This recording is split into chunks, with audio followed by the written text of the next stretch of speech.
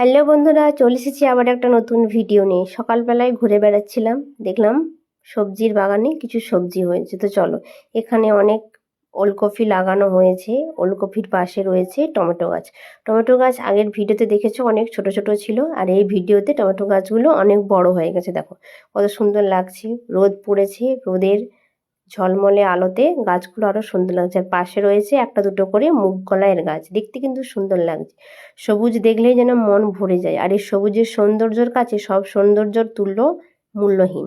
আর এখানে দেখো ছোট ছোট লাল খসলা শাক লাগানো হয়েছে, দেখতে কত সুন্দর লাগছে। আর এখানেও একটা শাক লাগানো হয়েছে, নামটা আমার ঠিক জানা নেই, বড় হলে তোমাদের সাথে শেয়ার করবো। দেখো এখন সবে হালকা হালকা বেরিয়েছে। তো এখানে বাঁধাকপি লাগানো হয়েছে, যে বাঁধাকপিগুলো কত সুন্দর লাগছে দেখো, আমার তো এখনই লোভ লাগছে। আর এখানে দেখো সবুজে পুরো ভরপুর গ্রিন কালারের, এটাকে বলে পালং শাক। দেখো কত সুন্দর লাগছে পালং শাকগুলো দেখতে, দেখেই যেন মনে হচ্ছে খেয়ে ফেলি। আর রান্না করলে তো আরও দারুণ টেস্ট হবে, তাই না?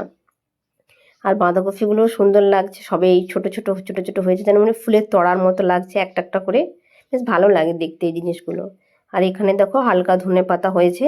তো কেমন লাগলো ভিডিওটা কমেন্ট করে জানিও। ভালো লাগলে একটা like, comment, share, subscribe. Tata, by.